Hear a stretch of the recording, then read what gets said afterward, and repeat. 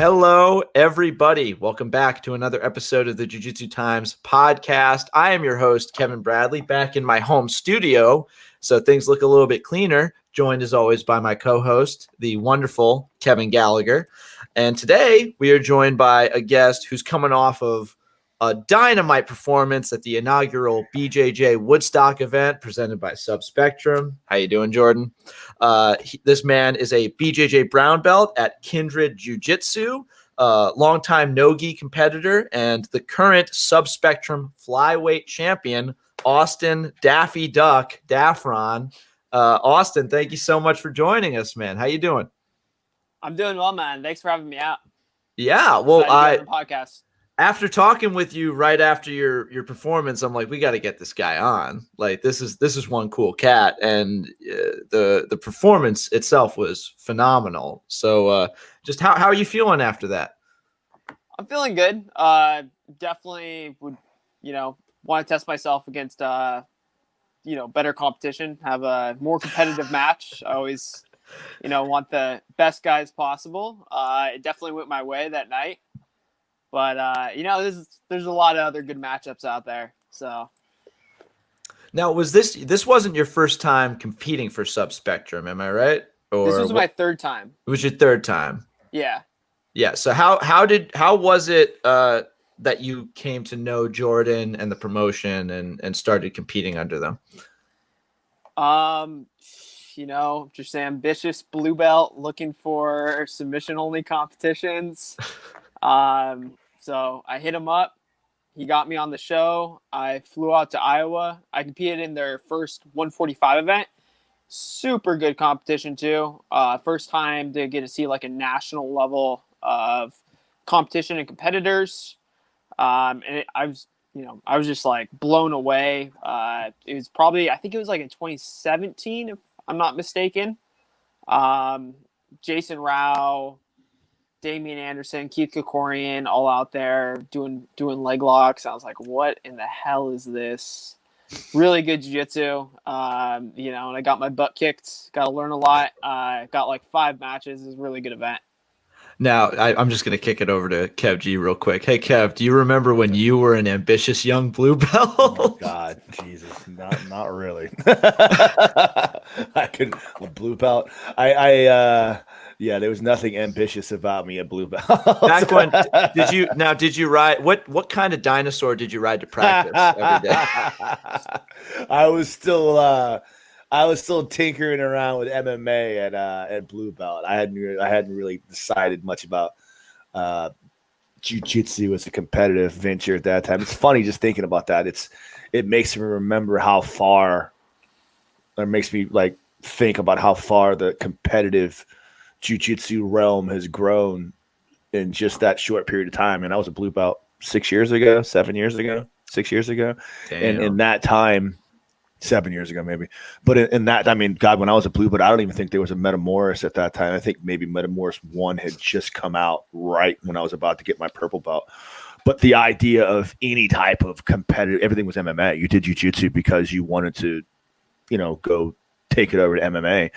And like maybe there was, a grappler's quest or some kind of local jiu-jitsu tournament to go compete at. But even, God, the game has changed so much in that time. I mean, Austin, you were just talking about like the allure of the leg locks kind of got you early on, huh? Yeah. In Seattle at that time, especially, it just wasn't, 2017, like it had been at ADCC, all the major competitions. But here it was really IBJJF focused. I was lucky. By 2017, I had a gym that allowed me to do heel hooks in the room, which was just fucking crazy at that time. I remember before that, I was training at Baja, and it was just like, you got to be a brown belt until you learn how to defend a toe hold and a knee bar. But then as, the times changed, everybody's picking up on the leg game. And, now I'm very comfortable with the legs. Before I was like getting tapped out left and right in competition to toe holds, knee bars, heel hooks. And now I'm pretty comfortable.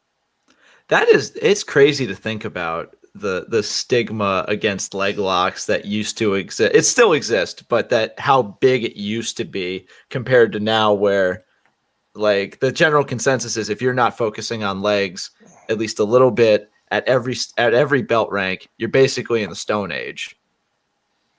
Yeah. Yeah, we didn't. I mean, we weren't. There's still some gyms that do this. Like they don't let you start doing leg locks until blue belt, halfway through your blue belt, purple belt. You're not even allowed to start attempting heel hooks. And there's some thought to that. You know, you guys, younger guys, don't necessarily have the same control of positions, and the injuries tend to be more catastrophic from a blown ACL as opposed to like some excited blue belt hyperextending your arm from an arm bar. But you have to learn it. Like I didn't start doing leg locks until brown belt, and it literally took me. I had to rethink my entire jiu-jitsu approach to change everything. It's not just learning how to do leg locks; it's the strategical aspect of building off of those submissions into other options, and vice versa, that changes. So, man, you have to start learning them in the beginning, and just to get accustomed to the fact, okay, this is just part of the game. And I can't believe it was never like that. For whatever reason, they decided to say, "Oh no, these are just too dangerous. You can't do that." And I mean, like in sub only, try going sub only without leg attacks. I'll even counter this. Like we have come so far in the leg lock game that leg locks aren't necessarily obsolete, but they have it's come to the point to where like guys understand the leg lock game so intricately that you can't just say, I'm just going to go out there and leg lock, because guys understand the defenses. You have to have a complete game. And that's the whole goal of bringing leg locks into the system, is that now because everyone knows how to defend leg locks, you have to work on your other aspects of your jiu-jitsu game to get better so that you have a complete game. And that's what we're starting to see with these new grapplers, and it's exciting. Like young guys like yourself coming up, I'm sure you have a very complete game and way better than just a leg lock guy. Yeah, that being said, I do teach some classes, and I do not allow blue belts. You have to be at least a blue belt to heel hook. Really, they should just be working on the leg positions, like understanding like single leg X, inside triangle, 411, honey hole, whatever you want to call it. Understanding and identifying the leg positions, and working the control, and then after your higher level blue, maybe a purple belt, somewhere between there, adding in the heel hooks and the finishes, because those will come, but the control takes a long period of time. If you don't understand the control of the position, how to off balance people from the leg entanglements, you're just gonna get fucking squished, and it's gonna be terrible. It's gonna be like the worst time ever. Yeah, it's in it. I did a podcast on a different show earlier with Rob Denarfia, who's a big leg lock guy, one of my black belt brothers, big pioneering leg lock guy down here in the Tampa area. And we talked a lot about that, the idea that, all of the entanglements aren't just there for leg locks. There's also Marcelo Garcia, not necessarily invented, but made the inside lace or the single outside ashi, single X ashi, famous. He never used it for leg locks, but he'd come up for a sweep off of it. Same thing with the inside lace or the ashigrami, I think, whatever the hell we call it, the honey hole. Like Gordon Ryan used that in the Worlds to sweep everybody he went against, because it's legal to go for the inside because you're on the outside tweaking knees. So you come up into that 4-1 from a guarded position, roll them up, flip down, get your sweep, and score your 2 points. So everything that incorporates a leg lock is still a sweep or a pinning motion, and then you get that learning from that place. Yeah, I would agree. It's a pretty big fad right now, and one thing it drives me fucking insane is just to see two guys sit on their ass and fucking like fall to their side for heel hooks or leg entanglements for the whole fucking match, just waiting for guys to do something. It's the most boring thing. Like, it's never gonna make jiu-jitsu a spectator sport, and like nobody knows what the fuck's going on. It's like my friends are watching, they're just like, get up and like do something. Like, this, what do? You just sit on your butt and you like try to grab the guy's feet. It's ridiculous. I don't know what you're talking about, Austin. For me, there's no better way to start a match, no more exciting way to start a match than a double guard pull. All right, are you kidding me? Like it's like, oh man, now it's on. I couldn't even get through that one. No, I was just glad that this BJJ Woodstock, there was none of that, which I was really happy about. Even in regulation where it's sub only, there was no like double guard pulls that I can think of off the top of my head. Like the matches were a lot more Like, oh wait, you're smiling like I'm forgetting one. There were some boring matches.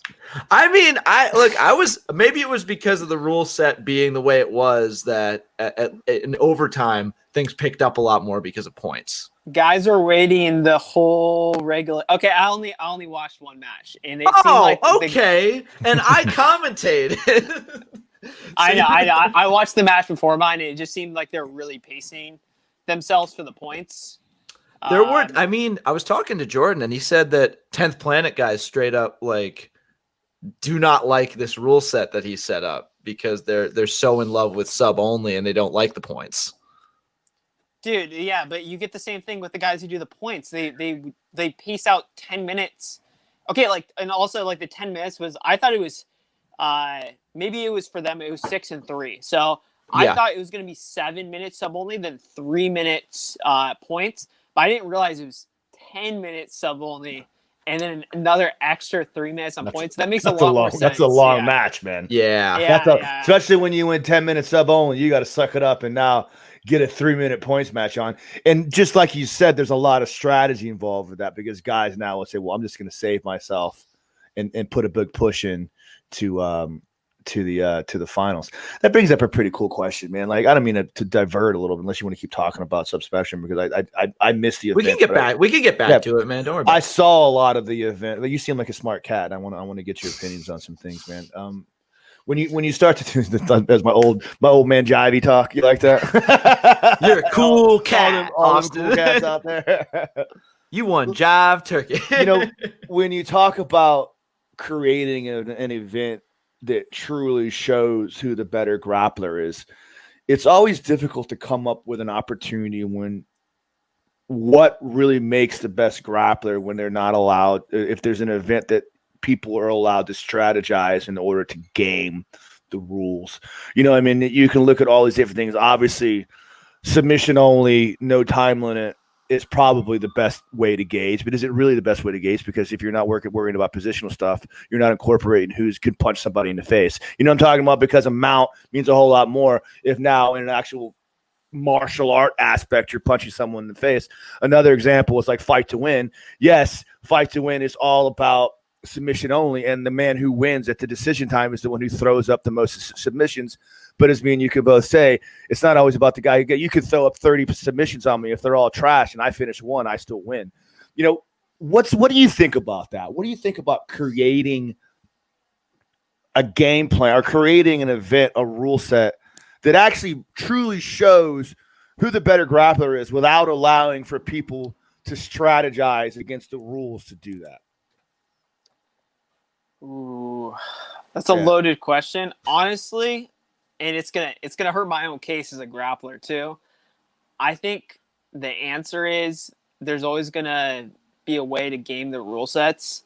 It's gonna be the grapplers who are able to compete under different stipulations, whether it's IBJJF, ADCC, EBI, Jiu-Jitsu OT, and then go fight in MMA. That ultimately is going to be that's how you develop really good grappling, where it doesn't necessarily you're not a good grappler just because of the rule set. You're a good grappler because you're a good grappler. You can go use it in CJJ. You can go use it in MMA in an actual fight. You can go play the IBJJF game. You could hop into all these different rule sets and still be a really talented grappler. I think no matter what rule set you have, you're going to find people who will game it. And rightfully so. Everybody wants to win. Everybody wants to win. And if I can get an advantage by playing the rules, you're damn straight I will. Right. I'll try to fucking win the match. It's what makes champions. And it's a sad fact, but that's the absolute truth. As much people will say, Roger Gracie submitted everybody. Yeah, but if Roger Gracie was up by 2 points with 30 seconds left and he was going to go for a tricky mount instead of just maintaining position to win the match, his odds of going for that mount are probably not going to be as high as you might want to think. I would agree. I'm not a super... I'm not Roger Gracie, so... Yeah. Right. Obviously.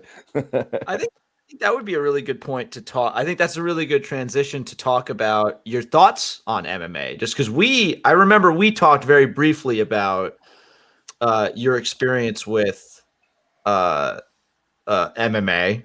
You'd had some fights, right? Yes, I have had 4 amateur fights kind of before I started doing Jiu-Jitsu as seriously. When I was, I think might have been a white belt or just got a blue belt.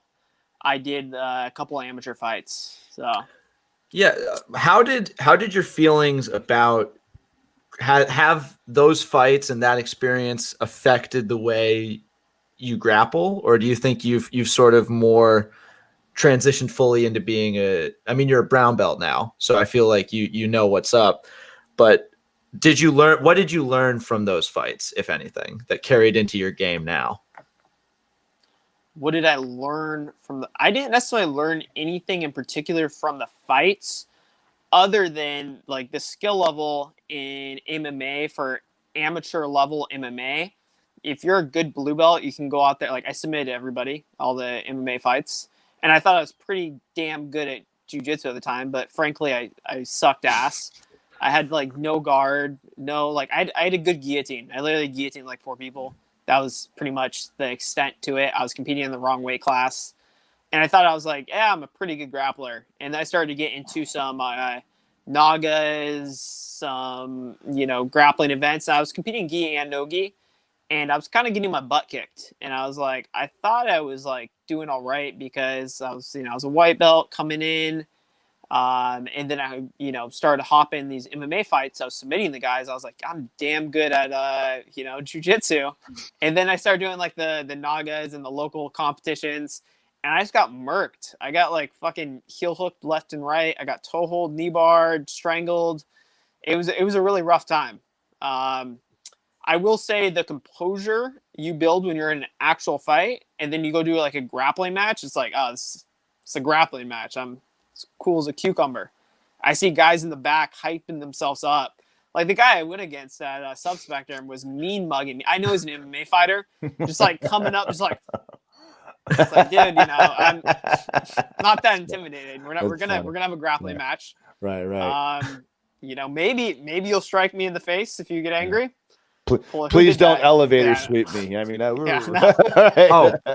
shout out Tex Johnson. Hope you're having a good day. I know, tack it. Like I saw that somewhere. It's like struck him, and he's it was an accident. It's like, whatever. So, dude, I thought he was a different guy. I was trying to punch the guy behind him. He smacked me in the face in our match too, and I smacked him back. I thought it was awesome. I don't play that shit, dude. I'm Mr. Kevin. Nice Guy until you piss me off. I'll play that game with you.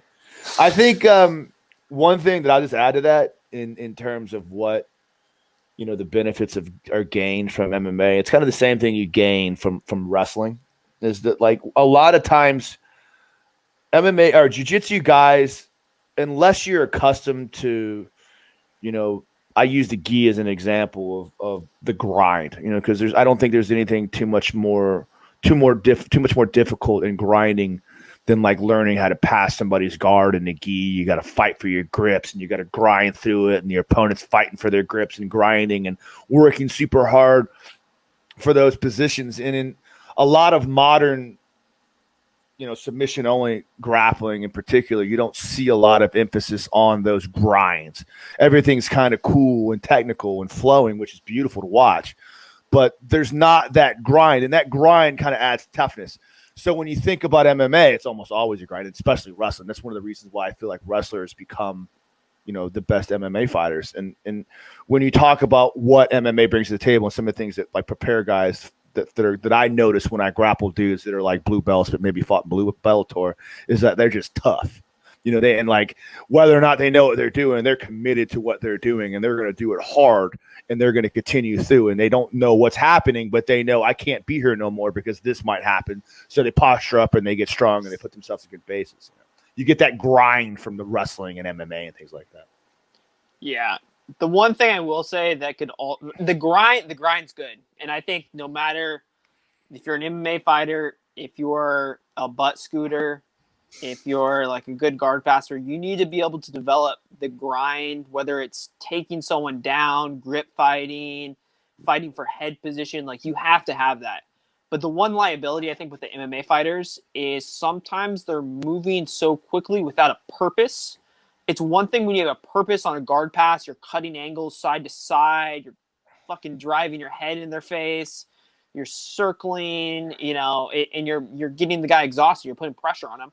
It's another thing when you see guys like do cartwheels and there's like moving aimlessly. Right. And I think you get that a little bit more so with MMA fighters where they have like really high enthusiasm moving left and right, but it's just without a direction. Not all of them, obviously. There are some really fucking good guys at jiu-jitsu and MMA. Wagner Rocha is a good example. Yeah, and at the end of the day, like no matter what competitive style you have, if you're a flowing guy, if you kind of move with this and that, or you kind of use a technical game, like there's going to be an opportunity come up in your competitive career where you just have to win something. We have to win that dogfight. You have to fight through an uncomfortable position because the other guy wants it just as much. And learning to grind through that just teaches you. It's not like, shooting a double leg on somebody and trying to finish and work hard where other guys are resisting. There's no like, hey, sweet little technical way to do that. You just got to grind through that shit. You got who the guy who wants it more is going to finish it. But I agree with you 100%. That goes too far when you have guys that are aimlessly moving around. Then it goes counter to what jiu-jitsu is all about, which is efficiency and efficiency of your movement. Yeah, and I kind of get what you're saying, especially now in modern day jiu-jitsu where people want to do like the fanciest new leg entanglement. They want to do the De La Riva, reverse De La Riva guard. It's like, dude, how about instead of you doing a back step and you get into fancy leg entanglement, you just like pressure the guy and pass his guard, keep good head position, keep driving in, and work to take the guy down, pass his guard, like get positional control rather than doing some complicated movement. Sometimes like the simple, most direct answer is the best answer, and people are just like, don't want to hear that. Sometimes it isn't, and you need to redirect.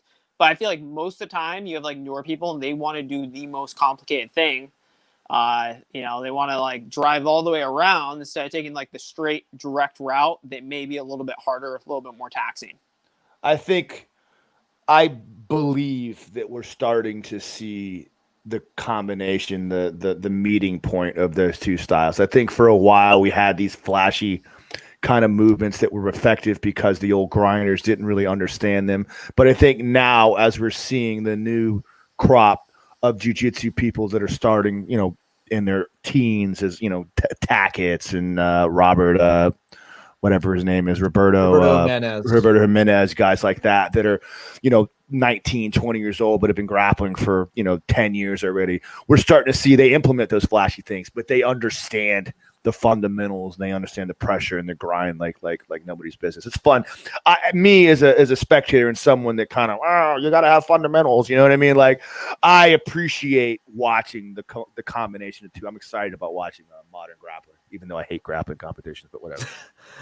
All right. Well, I think the now is a really good time to sort of go into dissecting your match a little bit. By the way, this photo I love. Just because you were saying, he was mean mugging you, and like the amount of overhead lighting in the picture they used, just like you're just here, you're just vibing out. This guy looks like he's going for blood. How was it preparing for this matchup?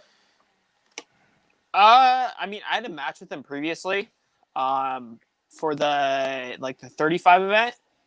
It was a tournament setting, so it was a little bit different. And the first time around, I just thought I was gonna walk through them. It was an 8-man tournament, and I knew I had Junie in the finals. And I came out there and I just decided to wrestle with the guy, and I thought I'd, easily beat him anywhere.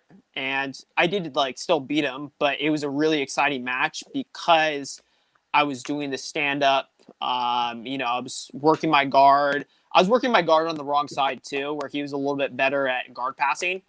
So it was a really, really exciting match the first time around. The second time around, I had a pretty good idea that I was going to end up in a triangle, and I thought I would definitely finish him this time around in a triangle. And I thought it was very unlikely that it'd be as competitive, but I was still working, my points, ADCC rule set. So I put in a lot of time for this, and then me making 25 is, it's a sacrifice. So I was ready for this match. Now, I think it's annoying, but I do think we have to talk about Nate's reaction to the end of the match. There was a bit of controversy because I don't know, Kev, if you saw this, but he claimed that he did not tap. And I feel like, Austin, you're probably the best person to ask about this, but did he tap? Dude, yeah, like things like this is just like really scumbaggy. I just like, okay, if you didn't tap, let's start in the same position and just set me in the triangle. I'll break the guy's arm. Like his arm already popped a couple times. Right. And he did tap. It was just he was being really sneaky about it. He like mumbled it first, where honestly, like I couldn't even really hear him. So I'm like, no, I'm gonna keep going on this. And then once I heard him tap, he said it quietly the second time. And then I started to make eye contact with the ref because, I'm not going to like hold on to the guy's arm extra, but it was kind of hard to hear. And I think by the third time he said tap, it was pretty obvious. But if it wasn't obvious, let's restart in the same position with a fully locked in triangle, his arm in the hip, and his arm would have broke. It would have been like the other subspectrum event when Hannah broke that girl's arm in a fucking Kimura, and it would have been brutal. So he should thank the ref, really, because I think he did him a solid. Yeah, I'm very I first of all, I hate that. I hate when guys say they don't tap. They didn't tap. I hate it. Like it's like you tapped. There's something about that just makes me angry on so many levels. It's like it's a cheap thing to do. You motion to someone like you might not have been thinking about it, but like your arm is getting wrecked, your heel hook's your knee's about to come undone. You were kind of waving towards your leg or whatever, and like I ref, and I've been through this all the time on the other side of the equation. When guys are like I didn't tap, it's like, bro, yeah, you did. And if you didn't, too bad, because I don't want you to have to go have freaking reconstructive surgery on your elbow. So let's just move on with your life. But like to me, I can't think of too many things more unsportsmanlike than screaming and hollering like you tapped. You're just trying to get away with it. Most of the time, he probably didn't even really want to continue. He just wanted to make it known that he didn't tap, so that like now he can bitch and complain. Now he can say that like that he saves his face when he goes back to the room and talks about, well, man, that's bullshit. I didn't tap. Well, man, your arm was kind of like bending the other direction. I think that maybe you should have tapped, but. Yeah, it pisses me off, man. Yeah, it was a weird one too because he verbally tapped, and like I was all for just restarting the position, and just like the sideline was like, no, we heard him say tap, so he was just like clearly lying, right? And it wasn't like he almost like tapped me and then didn't tap. It was just like he actually clearly said it, and he was just trying to be sneaky about it at first, but by the third time he said it. I think it was pretty obvious, but I was all for just resetting the position. Are you sad? Lonely? Scared? Do your friends point and laugh at how bad your outside heel hooks are? Have you given up hope? Well, chin up, comrade! BJJ black belt and purveyor of fine coffee, Josh STARLORD LeDuc is here to change your life. Buy his new DVD, Quantum Braking Mechanics, with the link in the description to gain all the secrets of foot mangling and knee wrecking to destroy all who stand in your way. Now, Josh doesn't know we're sharing this, so act fast before he finds out and unmakes us with the power of his mind. Shit, that's him. Oh, he's pissed. Anyway, I gotta go, but click the link and always heel hook responsibly. Yeah, you seemed like I couldn't really tell what was being said on the stage, but it seemed like you were down for whatever. Like, okay, put me back. But the match was over. Like everyone knew it was over too. Like even if we didn't hear the tap, we knew that's probably what was happening. And it's weird because I've heard of people saying this stuff happens sometimes. I've never personally seen and or rolled with someone that's done this, And I was wondering, Kev and Austin, does this happen more than I'm aware of? Like, Austin, have you ever had someone refuse to admit they tapped when they tapped? So I have not had this happen, but I will say on practice on Monday with my training partners, I was like, because he said he didn't say, he said to the ref after, he's like, I said move, I didn't say tap. And then on my practice on Monday with my partners, like practically in with a rear naked choke, I'm like tap tap, and I'm like, no, bro, I said move, get off of me. That I keep fighting, trying to work my tap. Because they asked me too. They were like, dude, what happened? We didn't have any audio on it, but it looked like there was some controversy on whether the guy tapped or not. And I had to tell them what happened. And then we're both doing that on like Monday practice. It's pretty funny. I had a good time with it. I got practice later today. I'm going to see if I'm going to break that one out next time I'm rolling with my coach and see if that works. Like, coach, I'm sorry. You don't understand what I was saying. I was saying move. Yeah. So I wonder how many teeth he'll knock out of my head. I've been a referee quite a bit, and I come into similar situations to this all the time. We kind of had the similar situation with Craig Jones and that submission underground not too long ago. And, they put these rules in place for a reason. And the reason being is they tell you, hey, look, if you motion, because I've had so many times where guys like, understand what this is a tap, right? So if you have a rear naked choke on and you're reaching to pull it off, and as you're reaching, you're doing this, as a referee, I see that as a tap, right? We tell competitors, look, verbal taps are in place. So if I hear you screaming, whether it's tap, whether it's move, whether it's this, whether it's that, anything you're doing in agony represents to me that you are in trouble and need to submit to a situation.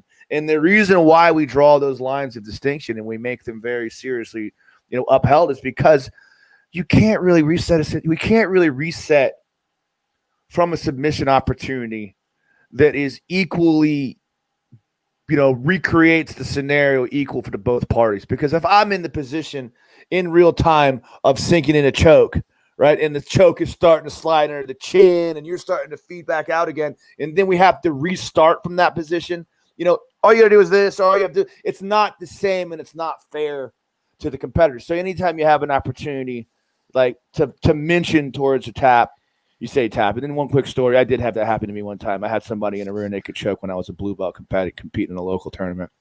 Had him a rear naked choke. He clearly tapped. The ref, when I got up and got off, he was like, I didn't tap. So they made us restart in the same position. Obviously, I got to tap, and this time I held that fucking submission for an extra, I waited, literally, the referee had to, pull me off, and I was like, hey, bro, just wanted to make sure you tapped, man. Now, Kev, are you sure he didn't say move? Because that's a whole different that's like a whole different thing now. Yeah, that's everyone knows the move rule. Helio was very clear at the beginning of jiu-jitsu that, move if he says move, that's not a that's like fucking that, move. That in fact, just move. In Perfectly fact, fine. if someone's choking you and you say move, you actually win the match, and the other guy's got to give you $20. It's crazy that this isn't talked about more, but that's actually the rule. Move. It's written in the old bylaws, right? God, fucking this fucking MMA fighter's gonna see this and kick the shit out of me. Just kidding. He only weighs 110 pounds. I ain't worried about him. Yeah, but That's again, true. That is actually true. Again, as he's beating I'm only fucking with y'all. As he's beating me up, I'll just say move, and then he's gotta stop, right? Move. Exactly. Yeah, it's great. Oh my god, that is funny. I didn't know that that's what he said. That's what he thought he said. And it was the same, because it is a weird situation with I feel like Craig Jones, but now I understand it a little bit more because the ref was the side was he clearly said tap, but the ref was like, I don't care what you said, you verbally said something, so okay. I'm gonna end the match. So it's weird because under the rule set, that the ref did the right thing, because it wasn't that he said tap, it was that he made a verbal submission, and that the ref read his gurgle, his involuntary reaction to being put in the tight body triangle, as the air was forced out, as a tap. He also had that pretty nasty face crank. Yeah, there was a lot of stuff going on, and so under the SUG rule set, and we talked to the Heather about this, that was kosher what he did. You know, and a lot of people are like, that's not really a tap, but under their rule set, it was like, was it questionable? Okay. Yes. Was it completely ridiculous? Absolutely not. Yeah, I mean, this Greg should know that too. Yeah, no, and like the rules committee, like we talk about this a lot, and that's that the amount of different rule sets and the possibility for confusion in jiu-jitsu is a lot. It's crazy. Like how many different rule sets have you competed under, Austin, off the top of your head? Have you only been sub only?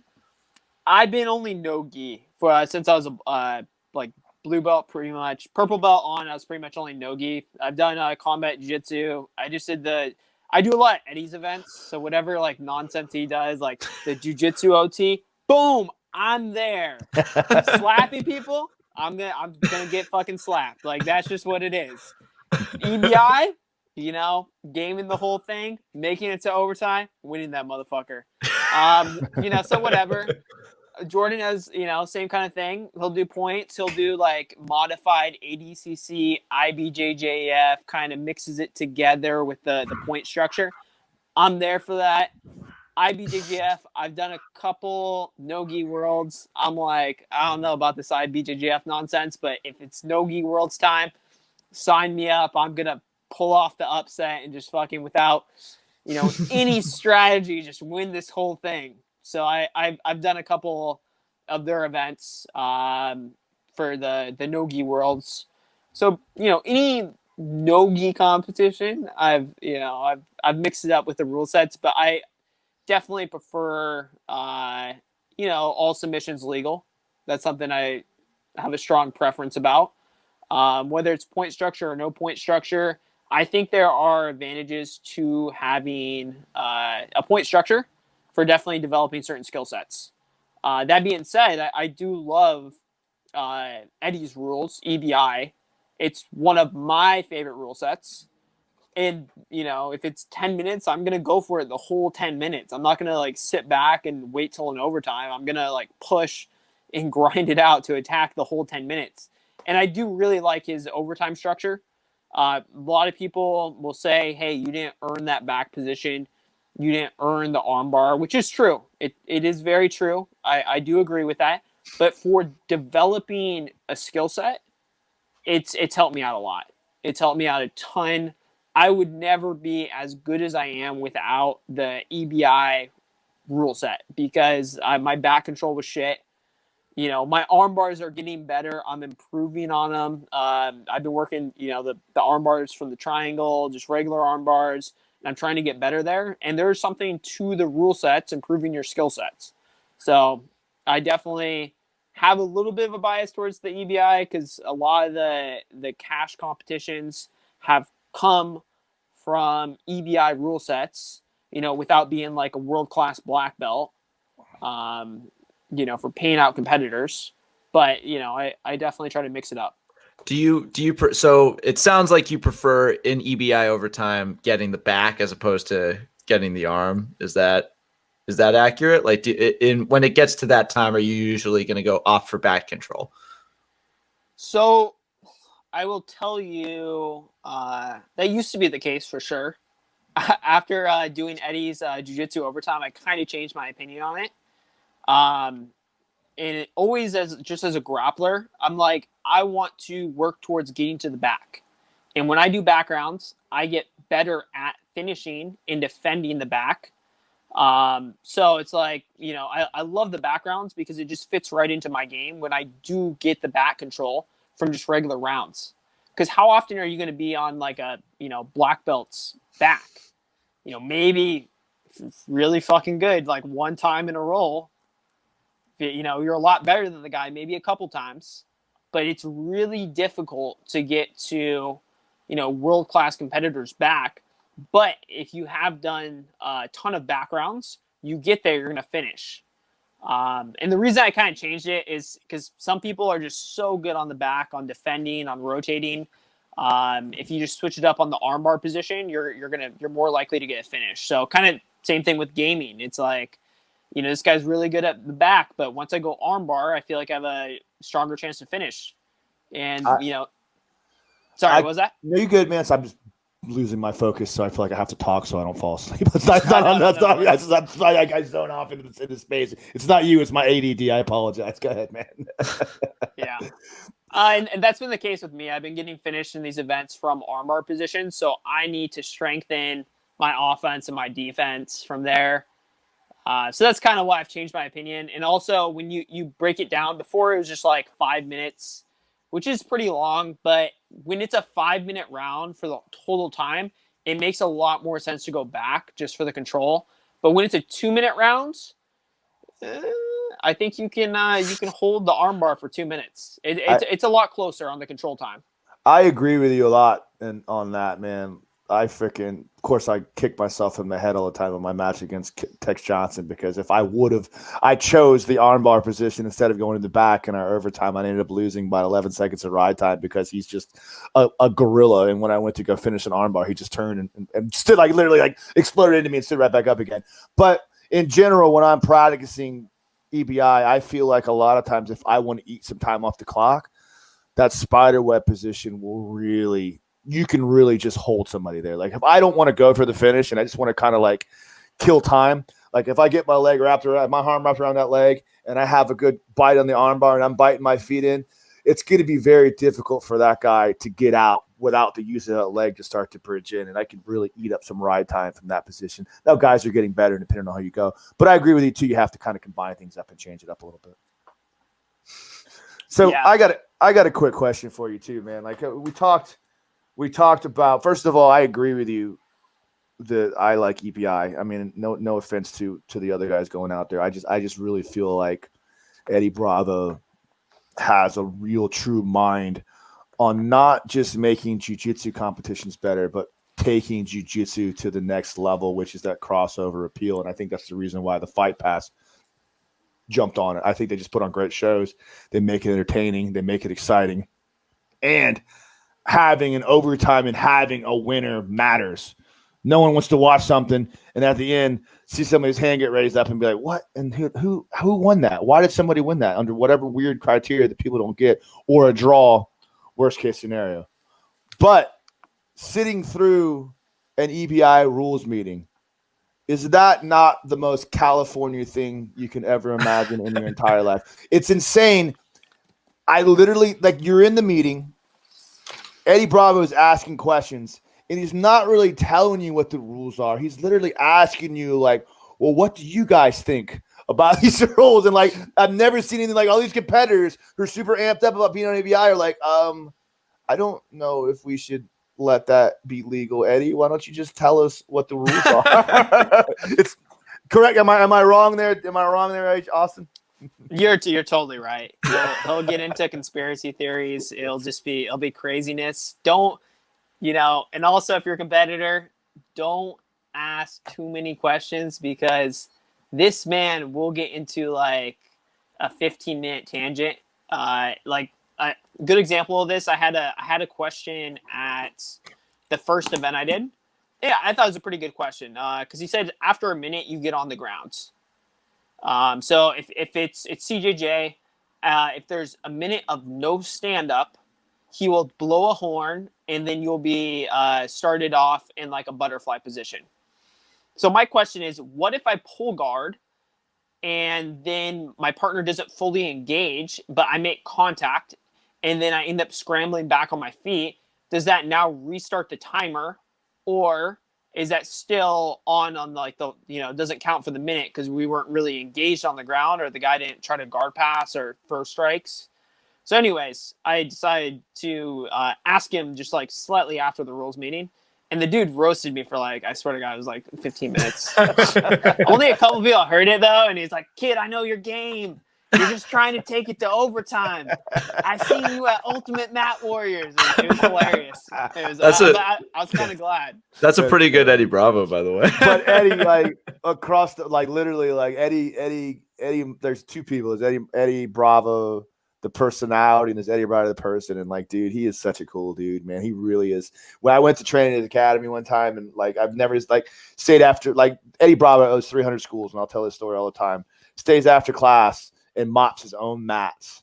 You know what I mean? This guy's doesn't have to do it. He can pay some kid to do it, but it's he does it because That's just who he is. He's super humble, just a down to earth dude out there, California wise. You know what I mean? Obviously on another level, mentally and spiritually, but just a really cool guy. Yeah, I would agree. Love the dude. Best promoter in jiu-jitsu. I think he does the best events. He does a really professional event, and I think for like a wide spectrum where most of the events they really pay out the top level competitors, and then the lower to mid level, those guys are they're not on the anywhere near to the same like pay scale, where everybody has the same opportunity. I feel like in the EBI events. So love what he's doing. He's a great promoter, great guy. What do you? I was gonna take it real quick just because we've kind of glossed over the fact that you are now a title holder in subspectrum. You've got the flyweight belt. Looks really good on you, by the way. Like there was this. I actually got a picture of you just sort of like sitting watching the matches, like lounging with it on you, and you're just like not a care in the world. Got this belt, come take it. Do you have any kind of matchups you'd want to see? Like any sort of opponents you'd want to face to defend what is now yours? Yeah, Kayotera, come at me. Phenomenal. Really, Mikey, Mikey top, must have met you. Where you at? Mikey, where you at? Any baby steps? Gonna be completely honest. Also, so like 25 is I definitely cut some weight down there. I have now done 3 events at 25. This was the first one I did. It was a single match and it wasn't a tournament format, and I have not lost a match at 25. So it's a weight class. It's really small. Doesn't get as much respect. Maybe rightfully so. Maybe not. Just on the competitors, but honestly, like any high level competitor, I just want the best guy. Whether it's 25, it's 35, it's 45. I want to compete against high level grapplers, guys with good skill sets, and hopefully guys that have really big names and not as good skill sets. That's always the goal. Wins a belt. I want big names, not They're as not good that great. skill sets. Yeah, Real quick. Wins a belt at 125. First interview after winning a belt at 125. No one respects people at 125. I love it. They don't. It's just a fact. I'm like, you guys are just so cute. It's like pick you up, put you on my shoulders, walk you around. Hey, buddy, how you doing there, little buddy? You're just like, oh, this is like a toy WWE belt. I got it. Toys R Us. My little grappling doll here. That being said, I've won 4 absolute divisions. Okay. So I'm only messing with you. Fat dudes. You opened that door up. Legs. I got one more question I wanted to get your opinion on when we were talking about Eddie Bravo and the genius of Eddie Bravo, because I really think he's my guy. Yeah, he is. He's done such a good job of bringing professional jiu-jitsu to the next level. Seth Daniels kind of ran with it and it's built off of that. Ryan McGuire has built off of that with Coach Grappling and some other things. But I really think that Eddie Bravo and Metamoros, if you want to talk about it, are really the guys that have really, and we'll stick with Eddie Bravo, have really taken competitive jiu-jitsu, professional jiu-jitsu to the next level and tried to make it a marketable event. What do you think about CJJ? Because I think that Eddie Bravo, and I think he already realizes it, I think that he wrongly thought that CJJ was going to be the thing, and he dumped all of his energy. I remember I interviewed him after a combat jiu-jitsu match one time, and he broke the story right there that he's not doing EBIs anymore. It's going to be all CJJ events from here on out. I think he wrongly assumed that CJJ was going to be the thing that crossed over. Do you think that's hurt him or helped him? You think it's any? What are your opinions on that? That's a tough one. Because I do want to compete on that next 135 combat jiu-jitsu event, Eddie. So there's Eddie right there, 135. If there's ever 25, which you probably won't do, 135. Real quick, Austin, I got to say, of all of our guests, you've done the best job at selling yourself on this show. Like, I am impressed with your showmanship right now.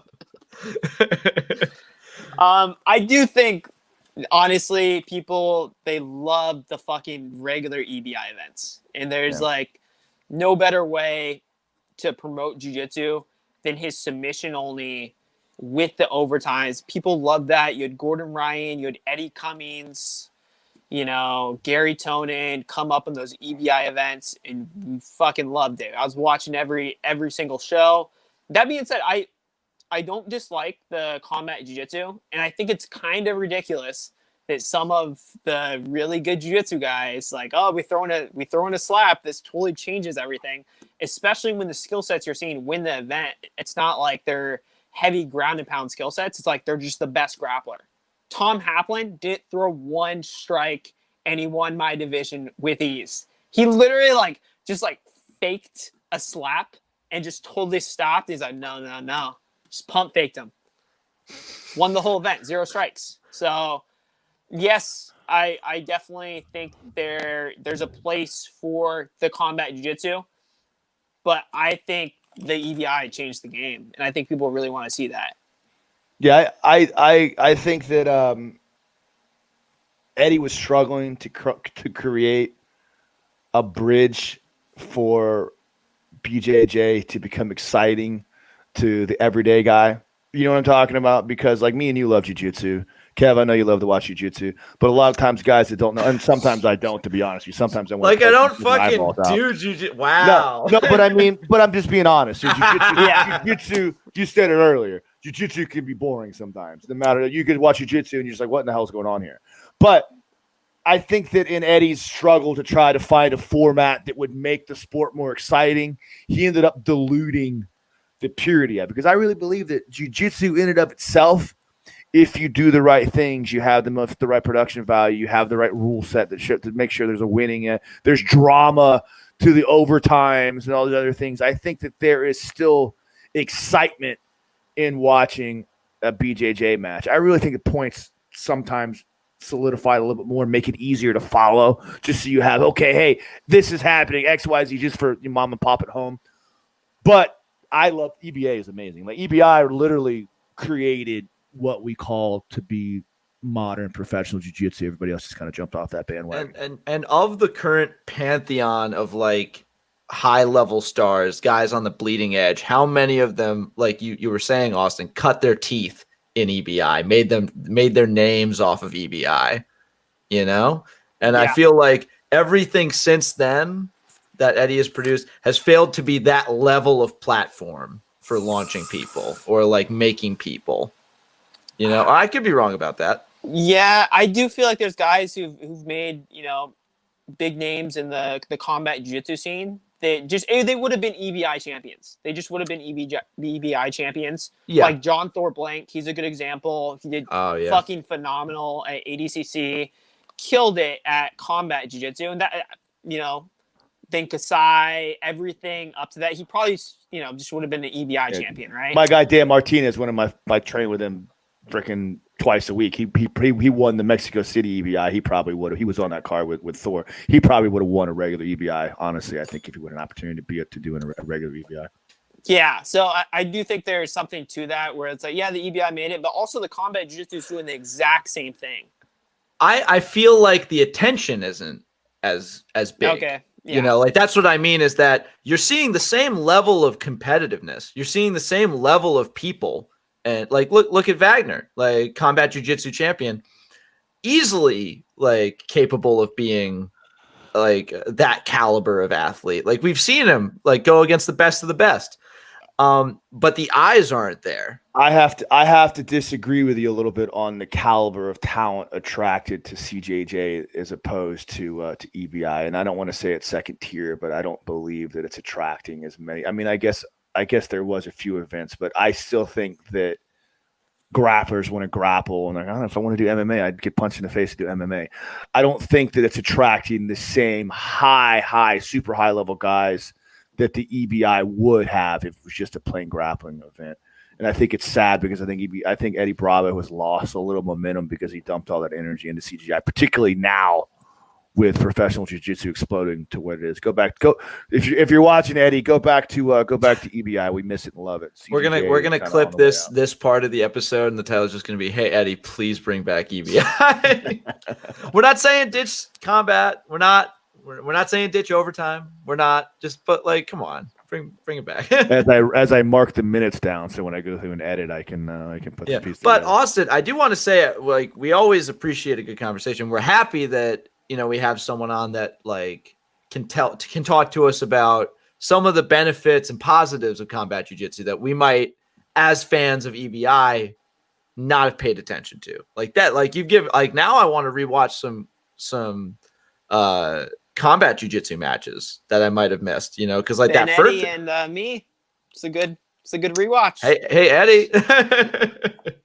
And like that, I think my favorite was probably that first one.